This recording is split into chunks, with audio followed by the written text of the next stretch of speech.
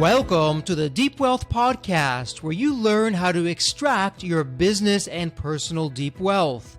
I'm your host, Jeffrey Feldberg. This podcast is brought to you by Deep Wealth and the 90-Day Deep Wealth Experience. When it comes to your business deep wealth, your exit or liquidity event is the most important financial decision of your life. But unfortunately, up to 90% of liquidity events fail.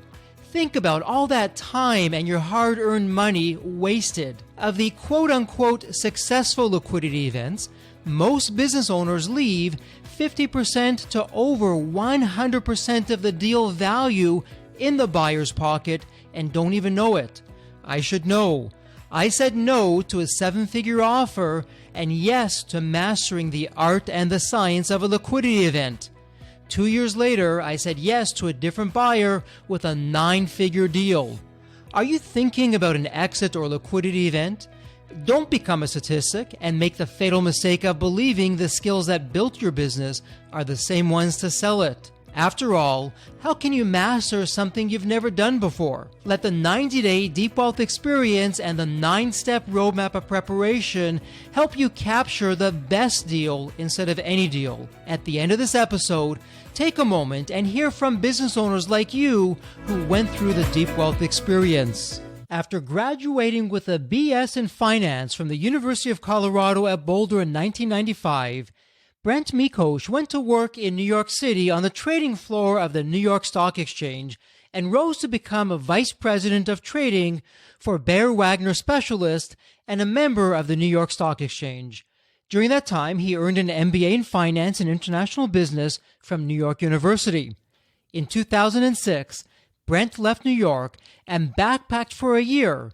In 2007, Brent joined Raymond James with a commitment towards building a practice focused on the financial well-being of his clients. Brent is a certified financial planner, professional and certified investment manager analyst, and holds a Series 4, 7, 24, 31, 51, 63, and 65 licenses. Brent lives in Phoenix with his wife Paige, their children Nicholas and Arden. He's a certified scuba diver and an instrument-rated pilot. In addition to working with his clients, Brent enjoys trail running, camping, cooking, playing the guitar badly, and reading lots of history. Welcome to the Deep Wealth Podcast. And for all you listeners out there, wow, do I have a terrific guest lined up for you, because this is a money guy through and through in the best of ways. You know, whether you're just going into business, you've been in business for a while, you're having a liquidity event, or it's off in the distance, you will want to speak with our guest, Brent. But I'm going to stop it right there. So, Brent, welcome to the Deep Wealth Podcast. An absolute pleasure to have you with us. And there's always a story behind the story. So, Brent, what's your story? What got you to where you are today? It's interesting. There's a lot of different roads that get people from A to B. And mine brought me here out to Arizona. Circuitous route, actually. I worked in New York City first. I was a specialist trader on the New York Stock Exchange as a member down there back when the New York Stock Exchange had most of the volume was heading down to the floor. The market structure is very different right now. Sure. Was down there from 96 to 06. I left New York City in 06. I traveled for about a year.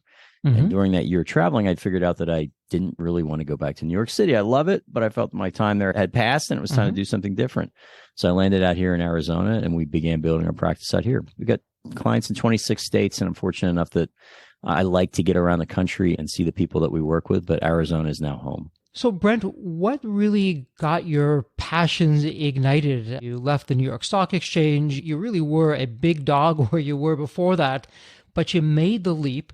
Certified financial planner, wealth advisor. I mean, it's like an alphabet of letters after your name in terms of degrees and designations that you got. What is it? What gets you out of bed each day? A few catalysts in terms of me choosing this career path, having left New York. And one was, this is back in the early 2000s, there was a company that was listed down on the New York Stock Exchange. So it was an initial public offering. I was a specialist that was chosen to make markets in that stock. And the whole thing where you've got the founder and you've got the families and everything, and you sell them the first 100 shares, and they are just ecstatic because this deal priced out far better than they could have imagined. And it actually has gone on to be, they've gone on to be just incredibly even more successful beyond that.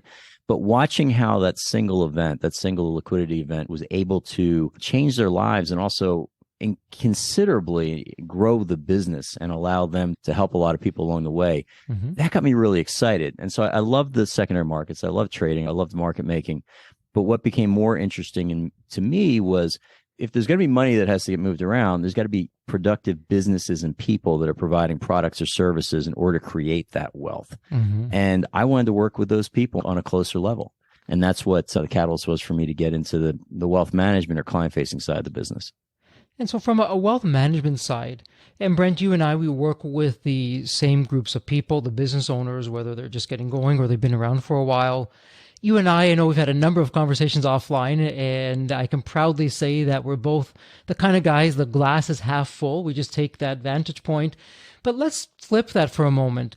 When it comes to business owners, when you're working with clients, particularly new clients, as business owners, where are we getting it wrong? What would be some of the typical mistakes that you're seeing us make that you would love for us to stop? I think if there's one thing that business owners that we've worked with, they are fantastic at running their business. They're fantastic at finding and seeing opportunities where they can expand and grow. And sometimes they may not see everything else that's happening around them, or quite frankly, they may not recognize that this baby that they've brought up from its infancy now has real significant value that can be unlocked to grow to even greater degree. And I think that's the thing that consistently surprises me, is some of the people that I've met and that we work with that have built these absolutely fantastic, incredible businesses. They don't almost realize what they've done and how hard it is to get to the point where they've gotten to. Right. And I think in many cases, they're so busy with their head down and grinding and working through that process every single day that they sometimes don't realize they undervalue, I think, in many cases, what they've created, if that makes sense.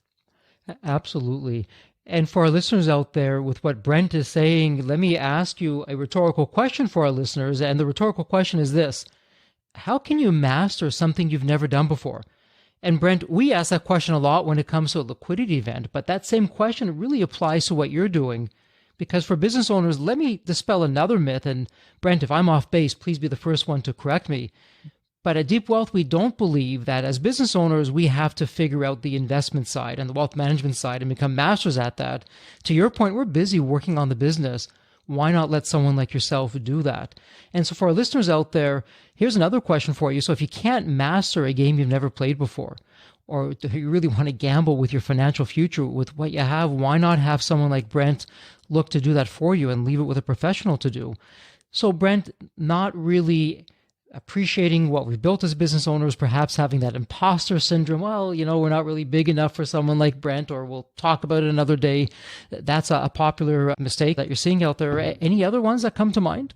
Yeah, I think even in terms of what the opportunities are, because I'll give you a great example. If you have a business owner that has built an incredibly successful enterprise, and they may not want to sell. In their mind, there's no reason why they ever would. It's not a binary discussion in terms of a pure financial sale versus finding the correct growth partner that can really leverage the expertise that they've got in terms of dealing with several other businesses and taking the business to the next level. And without exception, every single owner of a business that I have worked with, they care deeply about their employees, and the ability to unlock some of that equity, but potentially multiply it, but also maybe share it with some of the key people within the organization is really powerful as well, because now you've got everybody with a sense of ownership, everybody with stake towards moving the ball down the road. And you have beginning to think about 3 to 5 years out, having those discussions in terms of what that might look like, I think is maybe an area where people haven't really considered that, because they say, no, my son's going to take over the business. My daughter's going to take over the business. This is going to be in the family forever. And yeah, guess what? It absolutely might be. But maybe there's a partner that can really help take everything to the next level. Absolutely love what you're saying. And really working with someone like yourself, where whether I'm taking money out of the business or it's from the business, I'm really de-risking that. Not having all my eggs in one basket when I have someone like you take that over and look to invest and do all the right things. So let's speak directly to a very specific business owner. And Brent, you and I were talking about this offline. And this is the business owner. And so it's a lot of us out there that are thinking, okay, you know what, Brent, you have a terrific story. I'm sure you're a wonderful person. But you know what? Once I sell the business, once I have all these zeros in my bank account, I will speak with you. But up until then, I'm probably too small to even get your interest or have you want to work with me. For that specific business owner, what would you say to them? I would absolutely want to talk to them and work with them now, because the reality is that all of a sudden they might log into their bank account one day and there's all of these zeros. But the money is one thing, but it's really, what are you trying to achieve with it? What are the goals? What's the value system that you have surrounding that money? I can say this without exception. Almost every single person that I've met that has had a significant transaction down the road, if it went well, they planned for it years in advance, and they began to put some of those pieces together years in advance. When the deal actually came through and all of a sudden all those zeros arrived, what becomes far less important is the amount of financial resources that have been accumulated. It's really, what are the values that money is going to support? And in order to get an idea of what those values are, what the goals are, who the critical people are in the lives of these people who have built these incredible businesses, you've got to have some time and experience with them. You've got to have an understanding of what makes them tick. At least from our perspective, if there's something that may be happening in that 3 to 5 year range, or even potentially longer, we would love to develop that relationship to see what's going on and see where it is they're trying to go, and see if there's different parts and pieces in place that we might be able to set them up with, so that big decisions, or big mistakes rather, aren't made, that all the loose ends are tied up before they even consider it. So I absolutely love to speak to that person. And when we continue that forward, because Brent, you're really taking the same playbook that we're using at Deep Wealth, different industry, but really the same playbook, because we're both saying the same thing. Given enough time, you can prepare. And with that preparation, you can get everything lined up and worked out so that when you hit payday, so to speak, with a liquidity event, it's not going to be a mad dash to try and figure things out. Or have the deal fall apart because something that you didn't consider comes up. Brent, and you bring up a wonderful point.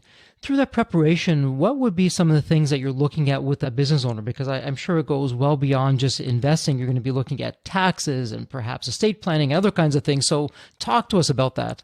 And you bring up a phenomenal point in terms of taxes, because there's really no way around it, but there are ways to mitigate it. Now, full disclosure, we don't draft legal documents. We don't provide direct tax advice, but we do have a team of people. My broker dealer and RIA is Raymond James. Their investment banking team and wealth solutions team is absolutely fantastic. And so we've got a team of people in place that either are going to help provide some of those answers and insights that you can take back to those professionals to help you along the way. Or if you don't have those other advisors in place, we're going to help you find those people. And I think that the scary thing is, if you know what you don't know, then you can really work to address it. If you don't know what you don't know, those are the surprises. Those are the surprises that can come back and create challenges, to put it mildly, in the future. Absolutely. And you know what, Brent, in our Deep Wealth 9-step roadmap, step number 5 is advisors. And many business owners are surprised when they see our list. Brent, you're on that list in terms of a wealth advisor. And they're saying, well, Jeffrey, why, if I'm not having a liquidity event, why would I have a wealth advisor years in advance? And it's for all the reasons that we're talking about. And Brent, if I can put you on the spot, this is not scripted or rehearsed. I'll just throw this out there.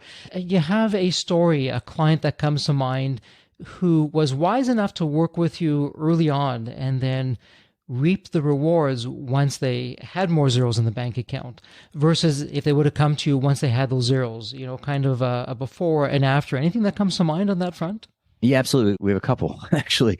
And we've got one that's unfortunately did not go the way that everyone, I guess, would have hoped for. But I got them as clients, began working with them right basically when they were at 9th inning of what was going to be a pretty significant transaction for them. And we're talking now, and we're coming into right around the GFC, the financial crisis. It all got delayed because in the past, there weren't some things that should have been taken care of and some due diligence that was not done. When this thing got shelved, you had two things that happened. You had the GFC happen, which obviously changed things dramatically for a period of time. And then you also had a massive change in technology that, in their case, ended up devaluing their business by probably about 90%. So really significant impact there. And on the flip side, people that we've been fortunate enough to work with since that point, where we've been with them, and in this case, actually, not even necessarily because of us, quite frankly, but when I began working with them, had really fantastic people already in place that were able and really willing to work as a team together with me to try to prepare for this liquidity event. And everything has gone incredibly seamlessly. And then there's one actually that we're looking at imminently as well. And everything is in place. And again, it's because of the work of the person that built the business. So let's start there. Sure. But in terms of the people around them, it's getting ahead of problems before they could potentially happen. and also getting an idea of what are some of the things that could potentially cause issues down the road and just making sure that they're addressed before the fact. I think it's like anything, it's in preparation. And no one has the bandwidth to do all of this on their own. And so, Jeff, they've got to take people like yourself that have been down this road before, people like myself and people on my team that can recognize some of these things and free up their bandwidth and their time to do what's really adding value for them. And, Brent, as you're talking, you brought up a few salient points. Let's unpack that. And really, it's for the business owners out there who are going to be coming to you. And you said something interesting at the start of our conversation. You said, hey, why don't we start small? See how that goes. Kick the tires. And perhaps you like it, perhaps you don't. But for our listeners out there, again, a little bit of a rhetorical question. It is and it isn't. But wouldn't you rather try something out where there's less to lose? It's fewer zeros. Figure it out. You have the right person. You don't have the right person, but you know that. And as we like to say, deep wealth, you've got to stop believing, oh, I believe or I think I have the best wealth advisor too. You know what? I know I've got the best wealth advisor. We've gone through great times. We've gone through rocky times. They know me. They know my personality. They know my risk tolerance. We got my asset allocation all done properly. And yeah, you know what? When the liquidity event hits, it's just going to be smooth sailing from there. Versus trying to figure that out in real time where there's a lot at stake. Any thoughts about that? Yeah, I completely agree with that. And I think that from the standpoint, is at least what I'm getting from the line of questionings with it, is a lot of people, they might not feel like, okay, you know what, I haven't hit the point yet where I should be speaking with a wealth advisor or begin putting together this team. I'll do it when that comes. But what I would say is that one of the things, if you're working with the right people, one of the things that excites me about my business is the fact that I'm able to participate in people's lives in a really deeply meaningful and impactful way. Mm-hmm. And so for clients I have, and I've got some clients that for a variety of reasons, quite frankly, didn't start out with that much money. It's all relative because a couple bucks to somebody is a couple million to another person, but didn't start out with what they think is significant wealth. But we hit it off. The personal relationship was built, and I got to be there and participate in that process with them. And for me, that's what gets me excited about the business. Sure. Because you look at this business, and fundamentally, and Jeffrey, you and I are both optimistic people. This is an optimistic business that we are in. If you do not believe that the future is going to be better than the past, that people are going to continue to innovate, that they're continue to advance society, and the human condition is going to continue to get better because people want to make something or build something. And what are we doing any of this thing for? Sure. But if you believe that and you feel like the ability to come along with that and be a part of that, it's just awesome. For me, having the chance to speak with somebody that maybe they're even in a very early stage or perhaps having one of these events, my worst case scenario is I probably learned a ton because they're dealing in something that might be very different than mine. And my promise to everybody that reaches out to us is that we're not going to waste your time. We'll go through and we'll help you with what we can help you with. If we have something we can do today, phenomenal.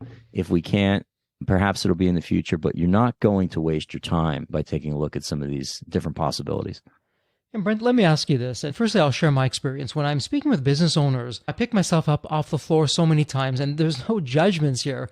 Oftentimes, I find people will spend more time planning a vacation than who they're going to work with as a wealth advisor or a financial advisor. And it's almost like it's this taboo to even talk about money. And so now let's speak to the listeners out there who, they're busy. They have a wealth advisor, don't really hear much from that wealth advisor. Maybe they get their quarterly statements and that's about it. And they're even too busy to be looking at those statements that they don't really know. They believe they have someone that's okay, but they don't really know, I've got the best person. So from your perspective, how do I know if I have the absolute best wealth advisor? What are some telltale signs or questions that I should be asking or looking for? I think the number one thing with that is, do they know you? Do they know who you are? And even from my side, one of the mistakes that you can make is you can just start bombarding people with facts and the technical stuff. It's all kind of cool in terms of what's happening with the economy and the markets. But fundamentally, they've got to know who you are and what you're trying to do. I mean, the single best compliment that I'll receive from clients is, you got this. We know you care about us. It's not, you got this. We know that there's never going to be bumps in the road and you're not going to have, challenging years in terms of the financial markets, but you got this because we know you care about us. That, to me, that's the number one thing. Now, there's got to be a certain amount of technical proficiency that comes with that. But it's really, I think, have you built a deep and meaningful connection with the person? I think that's number one. Do they know the name of your kids and your parents? They know where you're born. I've had some of these stories in terms of having to pawn off your wife's wedding ring because the business was failing before it turned into a multi-million-dollar enterprise? Do they know? Because behind all of those accounts, there is a lifetime of blood, sweat, tears, and energy and effort that's been expended to put these ones and zeros on the paper. Do they know how that happened? I think that's the biggest thing. And so, Brent, for the listener who's hearing this and saying, okay, Brent, you're asking a lot. You want to take my valuable time. You want to get to know me, but come on. I just want you to put me into those investments that are going to have a decent return. Why does it make a difference to you for you to really know me and get to know how I work and what I tick and all those other kinds of things? Why, Brent, is that so important? What would you tell that person? On a real technical level, you got to figure out, okay, what's a decent return? What's your time frame? Is a decent return 6 months from now? Actually, now, which is exciting, you actually, because of where rates are, you have some options, but a couple of years ago, there wasn't as many options. But I think, again, all the money it's a lot more, obviously, but one of the main things I should put it that way, is it is stored energy. It's stored energy from your life's work. Mm-hmm. And the question is, how are you going to thoughtfully apply that energy into areas that hopefully are going to do some good for you and your family and do some good in the world, whatever that might mean for you? I think anybody that's going to direct those investments and make decisions around that, they kind of have to have an idea who you are. Because, I mean, you look even in terms of some people, ESG is a 4-letter word. Some people it's not. And there's variations across the board with almost any type of investment. Some people might have had a really terrible experience with an asset class that, might be appropriate for most portfolios. But guess what? It might not be appropriate for them. Because you're going to be churning up all this negative emotion that's occurred in the past, and it's going to take away sleep at night from them. I think at the bottom of this thing, you've got, to the best extent that you can, you've got to simplify all this stuff. And you have to take something that is inherently risky. All the assets that we're dealing with here are risky to a certain point. Even cash is, because your risk is losing purchasing power. And you've got to find out a way to do something that most human beings are very uncomfortable with, which is taking risks, because you've got sense of self-worth, you've got fear of loss, you've got greed, you've got all these human emotions tied up into it. And what is the best way that we can try to employ this in a productive way that is going to keep people in the game? And to keep them in the game, I got to know what makes them tick. I got to know what that emotional point is. I can't know any of that unless I know them as people. And so for our listeners out there, with what Brent is sharing, Brent, I'm going to put that on the art side of business. This is not a complicated formula in a spreadsheet. Hey, I want to know how you tick. I want to know your mindset. I want to know your personality, what your fears are, what your aspirations are. And for our listeners, if you don't have a wealth advisor who's taking the time to get to know you at that level, you're probably not with the right wealth advisor. Because, Brent, correct me if I'm off base here, once you know the personality and what really excites a person, scares that person, you can put something together that's going to make sense from an asset allocation side of things, from a risk tolerance side of things, that they can sleep at night and have some peace of mind. Would I be correct with that? 100%. I mean, I think that the business itself, what's amazing is whenever you have any of these big dislocations, nothing ever models for the stuff that goes on in life. And so it's really all the variable stuff that's out there. And if you at least have some kind of an idea of how people might emotionally, this all comes down to emotion. Human beings are incredible creatures because you've got this kind of logical side over here, this firing that can hopefully allow us to make pretty good decisions. But pretty much all of our decisions at some basic level, unless we're paying attention, are made with the emotion. And so you've got to understand, and I think about this with myself, the emotional juice that's causing me to want to do this thing. And to the best extent that you can determine what that is, I think you can be a lot more productive and successful. Absolutely. And quick story for our listeners out there. So for myself, for my business partners, Waleska and Steve Wells, after our liquidity event, Brent, I got to share with you, word got around. It was a 9-figure deal. Word got around. And it was a circus. We had people lined up out the door and effectively we became the emperor with no clothes. They were telling us anything and everything to get in the door and whispering all these sweet nothings. And so the power of preparation, you're working with Brent well before your liquidity event. Brent knows you. He's put together a plan. You add some more zeros to that. You don't have to worry about the noise, the distraction, these people lined up out the door. And now because you have that plan, you're simply opening it up. You have more zeros. You can do more with that. Right. But foundationally, it's in place. It's rock solid. It's ready to go. Brent, that kind of situation, when you contrast that to just getting going and starting, I'm sure there's pluses and minuses to everything, but where are you on that in terms of just why it's so much easier and more elegant when you're just working with you well before a liquidity event? One of the great compliments that I've had in this business last week, I had a wonderful client of mine. I've been working with him now for probably 11 or 12 years, 2011, 2012, right in there. And at the time, it's all relative, but younger couple Mm-hmm. and really young kids, and really enjoyed them both. You knew they were going to crush it. He walked out of my office, and I remember going home and saying to my wife, this guy is, if he's not going to be my biggest client, he's going to be one of my biggest clients. You just knew he had that in him. 2 exits later, and I was at his house about a little over a week ago, and he had some friends from out of town in, and they were just kind of discussing some things. He said, he said, Brent's been with me through all of this. That just, man, because it was my privilege. It was, from my end, it was really cool to be on the periphery and see what's happening going on here. But the fact that he and his family viewed me as being part of that story, to me, was incredibly gratifying. Absolutely. And speaking of stories, when we look to the market, and it's not really relevant what year we happen to be recording this in, because we have good markets, we have bad markets, we have terrible markets, and we have incredible markets, all in good time and all in cycles. It's been a choppy market, and it gets better, but it becomes choppy again.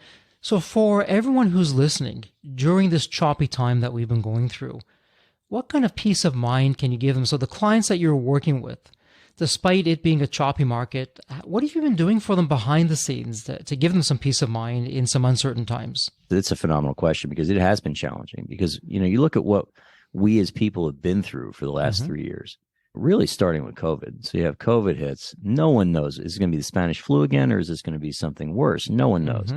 Then they're locked in their houses, and then they've got issues perhaps with their kids that are not in school. And there's all the fear about their businesses, and potentially all of the stuff happening. So you've got that. And then you've got Russia-Ukraine thing comes up, which is on the news every single night. You have a presidential election that, depending on what side you're on, either went great or it didn't go great, and all the associated turmoil around that. And now you go to the supermarket. It doesn't matter how much money you have. You recognize when the price of everything is going up, and you have to deal with that. So there's been an enormous amount of fear and uncertainty that have been thrown onto people. And I think that for the most part, people have been incredibly resilient. And in terms of the business community, I think that has survived through this. I think that what they're recognizing is that, we've got massive dislocations, but in these, usually in the wake of these massive economic dislocations is when all the innovation happens. I mean, you look at half these incredible growing companies that we've been looking at in the last 10 years or so, many of these were in the wake of the GFC. I think there has to be a fundamental faith that times are challenging now, and there was very few places to hide. You got a few more places to hide this year, for sure, based on what's occurred, both the debt markets and the equity markets, and also private equity. There's enormous opportunities there right now. I'm quoting Napoleon Hill here, but there's a seed of equivalent benefit through all of this stuff. And I think if you recognize that every time something negative happens, there's a flip side. And even when it looks really good from an investment standpoint, I had a great line that was given to me by a client. And I was talking to him, and I'm discussing the merits of this particular investment that we wanted to place him in. And he said, Brent, you're showing me the shiny side of the coin. He goes, flip it over, because I want to see all the, and then there was an expletive that came in the wake of that. I said, that's really good. Because guess what? There's a beautiful shiny side. There's a side that doesn't look so hot. But now when we're seeing more of the side that doesn't look so hot, believe me, at the end of this thing, there's a shiny side there somewhere. The question is, we just got to find it. Fair enough. And you know what, going along with that Napoleon Hill quote that you're saying, and if we go to that masterful book, Think and Grow Rich, one of the principles in there, he talks about the Mastermind Alliance. And so for our listeners out there, who's part of your mastermind? Because the titans of business, they all had a mastermind group of people who were specialists in certain areas, no conflicts of interest, that together they achieve some incredible things. What the mind can conceive, it can achieve. Another Napoleon Hill quote. We're on a roll here, Brent. So for our listeners out there, do you have someone like Brent in your corner? And if you don't, why don't you? I definitely do. I'm very fortunate that I've got a few people in my life that, quite frankly, and I had coffee with one of them yesterday. I said this to him when we got done, because he's been challenged with some health issues lately. So he's going through some struggles on his own. But I said, the fact that you actually pull time out of your day to sit down and talk to me about things that are occurring for sure in your life, but mostly in my life, let's be honest, mining him for information, I think is unbelievable to me almost. And I'm very fortunate, because I've got 3 of those guys that are further down the road than I am in my life that I very regularly go to and discuss. And I think that the number one thing is with complete honesty. You're not going to get any help from anybody unless you kind of open the book and show you. Not many people deserve that level of trust, by the way. But to those that do, it's an incredible gift when you can have those people in place that can leverage their knowledge and what they've been in their experiences, which are unique to them, to help any of us out, but in my case, me out. The great thing about today, too, is all this knowledge, if you want to find the answer, it's at your fingertips. Come on, we're half a continent away from each other, and we can connect, and I can learn all the great work that you and your organization does. And so the resources are out there. I think you've just got to both look and after that discern, who can really help you. And then after a very long period of time comes the trust. Absolutely. And Brent, you and I cut from the same mold, the same cloth, as are the listeners. And so I can confidently say, listen, we're type A personalities. A lot of us like to roll up our sleeves and think we can do everything. And I know some of our community is saying, okay, yeah, Jeffrey, Brent, that's all fine and good, but come on. I'm paying these commissions. I'm paying these management fees. I can do it on my own. And so when everything's going well, you know what? You can throw a dart at the wall, pick something, and it's probably going to do well for you as well. But it's exactly in times like this. And so, Brent, for those people that think they can do it on their own better than someone like yourself or the professional managers, and maybe they have been trying to do that, what have you been seeing out there? Because a lot of people have been in incredibly difficult situations in this choppy market.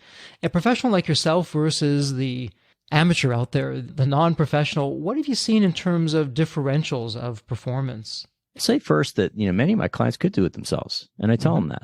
The question is, if they wanted to focus their time and attention to do all this, they could absolutely do it themselves. The question really is what's your bandwidth? How much time do you have to either look at all the implications from a legal standpoint or tax standpoint or investment standpoint, what you're doing? And I like to think that if I wasn't in this business, I could probably run another business. Right now I can't because it's not my point of focus every single day. That noted, I do think that, again, I'm coming back to emotion. I keep coming back to it because I do think that we underestimate the power of emotion in almost all of our decision making. To the extent that you can offload some of that emotional internal struggle that you have onto someone else, I think there's a huge amount of value in that, quite frankly. To have somebody to put the brakes on things before you may or may not make a decision that's very challenging. Because a great example is the pandemic. We came into this thing, the S&P 500 drops 35% almost in about 3.5 weeks.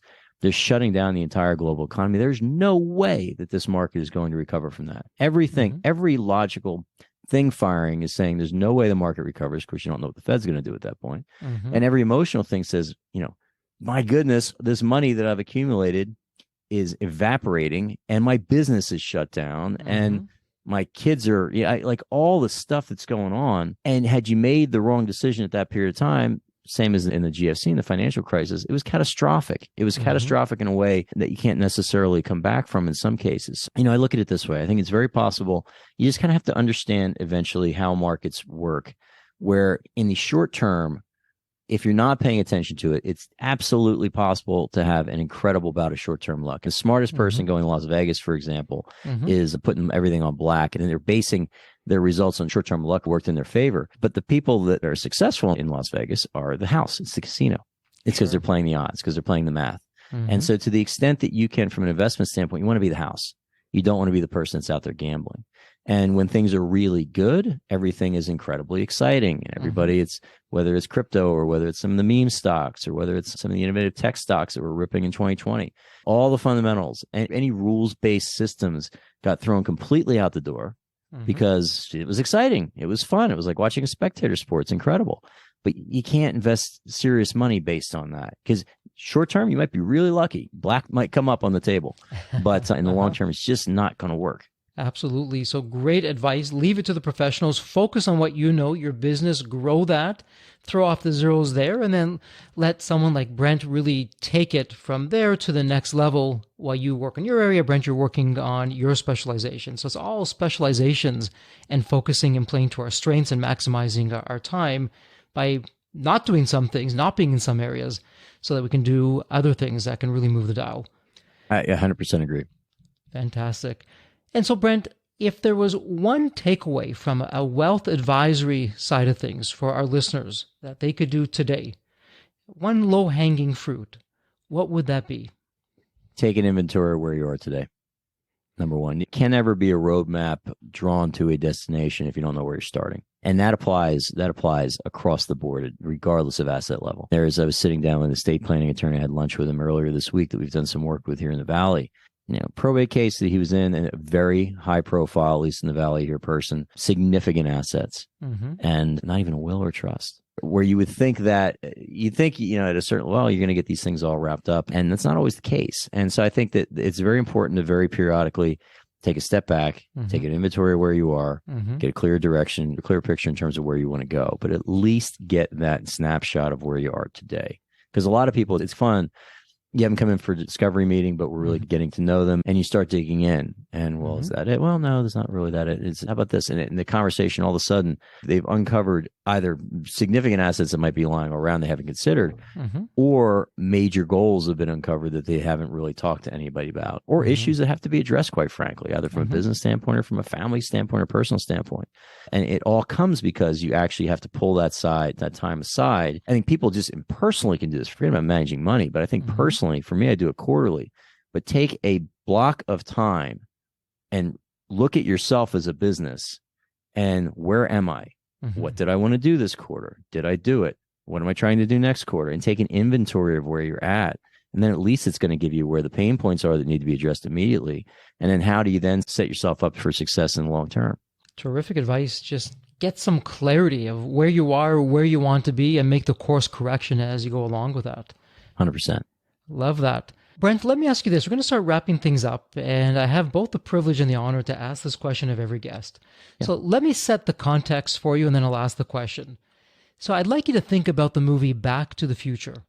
Okay. And in the movie, you have this incredible DeLorean car that can take you to any point in time. So Brent, here's the fun part. Imagine it's tomorrow morning. You look outside your window. Not only is a DeLorean car sitting there, but the door is open and it's waiting for you to hop on in. You're now going to go back to a younger point in your life. And it could be when you're a child, a teenager, young adult, whatever point in time that would be. What are you telling your younger self in terms of life lessons or wisdom or, hey, Brent, do this, but don't do that? What would it sound like? It's a tricky question because if you changed any of the inputs, the output where you are today is radically different. And I wouldn't want to necessarily change my output at this point. That noted, I think that's like everyone, there's times in your life where you lose faith in yourself, where you lose faith in your abilities, where you question whether you're on the right path or not. And I think I would probably go back to my much younger self and say, have faith, trust in the universe, higher consciousness, higher power, God, whatever you want to call it, that there's purpose and meaning to our existence here. Like always know that there's purpose and meaning to our existence here.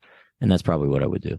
Wow, Brent, that's a whole other, not only episode, but series of episodes that we can talk about purpose and meaning. But I love that. There's a purpose. You are where you are for a reason. Have some faith in yourself. You'll get through it. You'll figure it out. That's terrific advice and a wonderful way to wrap up this episode. Brent, just before we wrap up here, we're going to have everything in the show notes. If one of the listeners would like to reach out to you, where's the best place online that they can reach you? I'm really active on LinkedIn. So if you just search Brent Mekosh on LinkedIn, I'm on there. I post stuff almost every single day. Our phone number here is 602-255-0555. Either myself or Andy or Kayla, members of my team, will answer, and they've got access to my calendar and everything else. Or our website is mpadvisorsaz, all one word, or smartmoneysimplified.com. But Google me and all that stuff comes up. Terrific. And you know what, for our listeners, it'll be in the show notes. It'll be a point and click. It won't get any easier. And Brent, you are a modest fellow because you're an author. And you wrote a book, and we're going to have this in the show notes as well. In the Shadow of a Dark Star, God Winks and the Search for a Golden Thread. And so what's going on with the book? Congratulations, by the way. Thank you. Thank you. The book was written, it's not a finance book, although there are some reflections of my time that I spent back in New York. But the book was really written for my son. My son's 8 years old. It's definitely not age appropriate for him at this point. There's some concepts that I think would be a little bit above him. As he comes through some challenges as he gets older, and my daughter's 2, so she's even further down that road. But I thought it might be helpful for them to see what dad was like and what the world looked like during a very defined period of time and some lessons that I learned along the way. Wow, what a legacy and what a gift to leave. And again, for our listeners, we'll put that in the show notes. It'll be a point and click. Get the book, read it, think about it for yourself, for your family, for your next generation. What a way to go with that, Brent. Congratulations. Listen, once again, a heartfelt thank you for sharing your insights, for sharing your wisdom with us here in the Deep Wealth Podcast. And as we wrap this up, a heartfelt thank you. And as we like to say at Deep Wealth, please continue to prosper and stay healthy and safe. Jeffrey, thank you very much. I appreciate it. The Deep Wealth experience was definitely a game changer for me. This course is one of the best investments you will ever make. because you will get an ROI of 100 times that. Anybody who doesn't go through it will lose millions. If you don't have time for this program, you'll never have time for a successful liquidity. I mean, it was the best value of any business course I've ever taken. The money was very well spent. Compared to when we first began, today I feel better prepared, but in some respects, maybe less prepared, not because of the course, but because the course brought to light so many things that I thought we were on top of that we need to fix. I 100% believe there's never a great time for a business owner to allocate extra hours into his or her week or day. So it's an investment that will yield results today. I thought I will reap the benefit of this program in 3 to 5 years down the road. But as soon as I stepped forward into the program, my mind changed immediately. There was so much value in the experience that the time I invested paid back so much for the energy that was expended. The Deep Wealth experience compared to other programs is the top. What we learned is very practical. Sometimes you learn stuff that is great to learn, but you never use it. The stuff we learned from Deep Wealth experience, I believe is going to benefit us of all. I've done an executive MBA. I've worked for billion-dollar companies before. I've worked for smaller companies before I started my business. I've been running my business successfully now for getting close to a decade. We're on a growth trajectory. Reflecting back on the Deep Wealth, I knew less than 10% what I know now. Maybe close to 1% even. Hands down, the best program in which I've ever participated. And we've done a lot of different things over the years. We've been in other mastermind groups, gone to many seminars, workshops, conferences, retreats, read books. This was so different. I haven't had an experience that's anything close to this in all the years that we've been at this. It's 5-star, A+. I would highly recommend it to any super busy business owner out there. And Deep Wealth is an accurate name for it. This program leads to deeper wealth and happier wealth, not just deeper wealth. I don't think there's a dollar value that could be associated with such an experience and knowledge that could be applied today and forever. Are you leaving millions on the table? Please visit www.deepwealth.com/success to learn more. If you're not on my email list, you'll want to be. Sign up at www.deepwealth.com/podcast. And if you enjoyed this episode, if it added value, if you walked away with some new insights and strategies, please leave a review on your favorite podcast channel. Reviews help us reach new listeners, grow the show, and continue to create content that you'll enjoy. And as we wrap up this episode, as always, please stay healthy and safe.